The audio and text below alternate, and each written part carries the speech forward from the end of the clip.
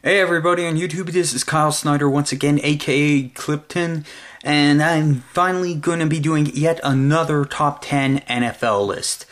Now, so far the 2011 season has been unpredictable, as I had hoped for. I mean, a lot of things have been happening. I mean, the Detroit Lions and the Green Bay Packers, the only two teams undefeated left.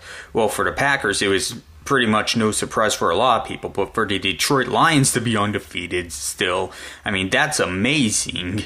You know, and the Bills seem to be the strongest team in the AFC East right now, despite the fact that they did lose, unfortunately, to the Bengals by 3 points, but nonetheless, they still are on the top of their division because of their victory over the New England Patriots earlier this season. But anyways, my top 10 list this time has to do with what happened last season, the 2010 season. So this top 10 list is the top 10 most defining moments of the 2010 season. Basically what we remember from the 2010 season. Number 10, Brett Favre's final season. It's like, a lot of people know who Brett Favre is. I mean, if you're an NFL fan, you obviously know who Brett Favre is. I mean, he's had a great career, but the 2010 season, it wasn't really that good of a season for him. I mean, the only upside was for him this season was that, for the 2010 season, was that he did fulfill more milestones. You know, he's the only quarterback to score more than 500 touchdowns, the only quarterback to throw more than 70,000 yards, and of course he threw more interceptions to further his milestone on most interceptions thrown by a quarterback. Will Brett Favre come back again to the NFL? My answer is no. If he's smart, he'll stay retired this time. Alright, number 9. Arian breaks loose. And for those who didn't know who Arian Foster was, 2010 season, you found out who he was week 1. You know, I didn't get the opportunity to catch the Colts versus Texans game because I had other commitments. And, you know, when I came back home, I was expecting to read the results online that the Colts beat the Texans, but surprisingly, the Texans beat the Colts 34-24, I believe the score was. And I was like, how did that happen? Did Peyton Manning get hurt later on in the game? 2 words. Arian Foster, running for more than 200 yards, 3 touchdowns. You know, I had never heard of this guy. I looked him up online and I found out, oh, he's a Tennessee Volunteer. No wonder he's so good. For those who are wondering, Tennessee University produces a lot of great football players. I mean, Peyton Manning was from that same college. So it's no surprise how that Arian Foster was such a great player. He played at a great college. And now Arian Foster is considered to be one of the best running backs that the NFL has today. And I look forward to seeing how well he'll do in his future career. Number 8, the Fumble-revski, aka the fumble that between the Steelers and the Dolphins that was originally called a touchdown, but after review was ruled a fumble, but the referee said that there wasn't any indisputable evidence as to who recovered it, even though if you look in slow motion and magnified, it clearly shows that a Dolphin recovered it in the end zone and was down by contact. You know, it was a humongous blunder by the referee. I mean, this bad call, as well as other bad calls that day made by other referees, led to a conference call by the higher-ups having to tell referees, look, you've got to get this right. If you get these calls wrong, we are going to start disciplining you for these bad calls.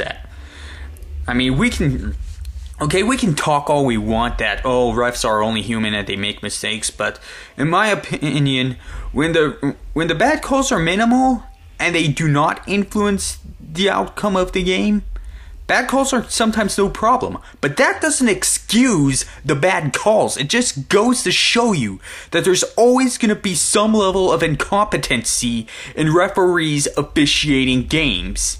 And it was no exception with the Fumble Revsky. There was some level of incompetency there. I mean, referees, they've got to make sure they get it right. Okay, they can't... Alright, they can't get these calls wrong and expect to keep their jobs long. Or they can't expect to keep the respect of the fans for long. But anyways, that's for another time. Anyways, number 7, division champions fall. Many of the division champions of the 2009 season were not able to retain their titles. As a matter of fact, a lot of the division champions from the 2009 season went from first to worst in their divisions. I mean, this includes the Cincinnati Bengals, the Dallas Cowboys, the Minnesota Vikings, and I believe the Arizona Cardinals were last in their division. Only 2 division champions were able to defend their division championships. In other words, they were able to retain them. The Indianapolis Colts and the New England Patriots. Other than that, there were no retentions of division champions. Anyways, number 6. The Jacksonville Jaguars Hail Mary versus the Houston Texans. If you haven't seen the play, go see it. I mean, I'm more than sure all of you have, so there's pretty much no explanation needed. Anyways, number 5. Miracle in the Meadowlands 2. Deshaun Jackson, returning, originally muffing a punt return, picks it up and miraculously manages to score the game-winning touchdown with no time left against the New York Giants. I'm sure a lot of you have already seen this by now, and it was basically the play that basically determined who was going to be the division champion in the NFC East. I mean, if the Giants had won that game, most likely the Giants would have won the division, or at least gotten a wild card spot to make it to the playoffs. But yeah, that play was indeed a miracle. Anyways, number 4, Michael Vick's resurrection. Michael Vick became the starting quarterback after Kevin Kolb suffered a concussion of Week 1 of the 2010 season, and a lot of Eagles fans saw how great Michael Vick had, how great he was, and they were telling Andy Reid, "You gotta put Michael Vick as the starter now. Don't put Kevin Kolb back in. We want Michael Vick as the starter."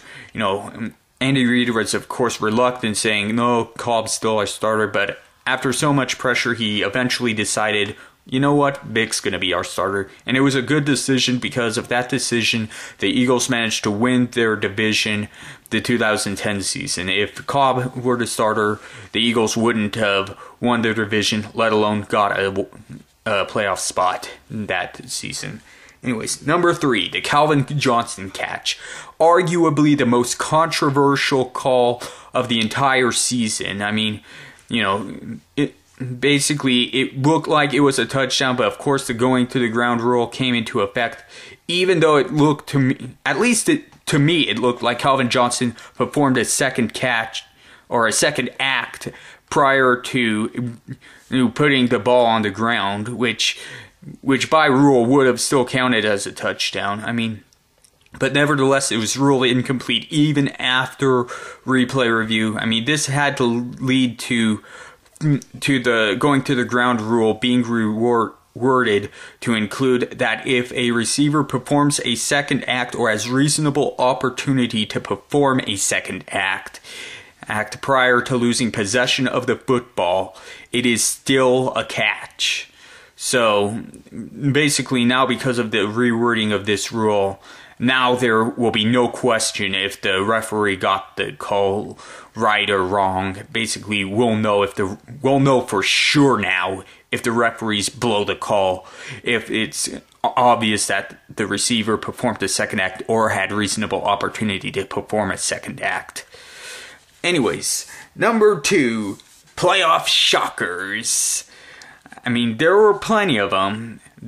I mean, the New York Jets on the AFC side shocked both the Indianapolis Colts and the New England Patriots. I mean, with the Colts, it was no surprise to me because, you know, the Colts were obviously injury heavy. I mean, they lost Reggie Rain in that wild card game against the Jets.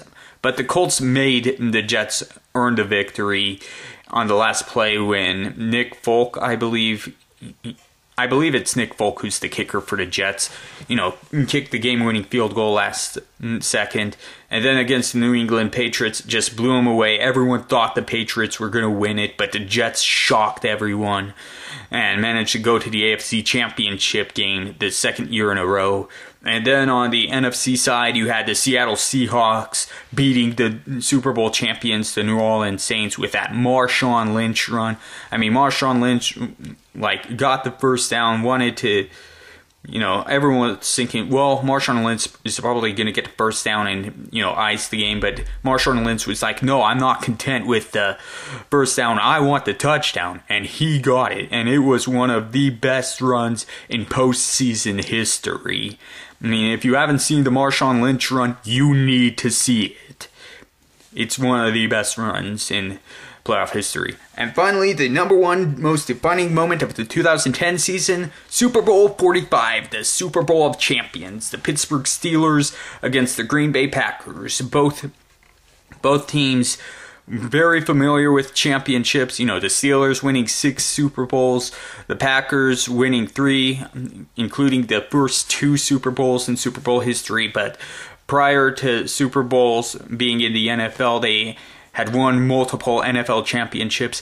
This Super Bowl would decide which one was the undisputed champion of champions in the NFL. And while it wasn't the best Super Bowl in my opinion, at the same time it was not one of the worst. I'd say it was somewhere in between as far as excitement is concerned for this Super Bowl. But it was a good game nonetheless. The Packers ended up winning 31-25, and they are certainly carrying that momentum into the 2011 season. They're 4-0 right now, and who knows, they might be... I believe they are going to win their division, and I believe they are going to go far into the playoffs, maybe even get back to the Super Bowl. And I hope they do, because, I mean, but then again, who knows what can happen in the playoffs. I mean, we might see another shocker. We might see the Detroit Lions shock the Green Bay Packers if it comes out to them in the NFC side of the playoffs. But anyways, that's my top 10 list of the top 10 most defining moments of the 2010 NFL season. As for what you can expect my next YouTube video to be, well, let me show you. I've been practicing playing ocarina over the past few weeks, and the reason why I'm doing so is so that I can eventually audition for America's Got Talent. I'm not planning to audition for Season 7, at least not yet. I'm planning to audition for Season 8, but for my next YouTube video, I'm probably gonna show off, play some video game tunes for you, you know, like Dearly Beloved from Kingdom Hearts, a few Chrono Trigger and Chrono Cross songs, and a few other songs. But anyways, I hope you enjoyed this top 10 list, and I look forward to being able to play ocarina for you for my next video on YouTube. Thank you very much for watching. I look forward to having your comments. Pat's Rural 213, I know you're probably going to come up with your own list for top 10 defining moments of the 2010 season. And for all of you waiting for my next video of YouTube, I look forward to demonstrating my ocarina skills so far to y'all. Thank you very much for watching.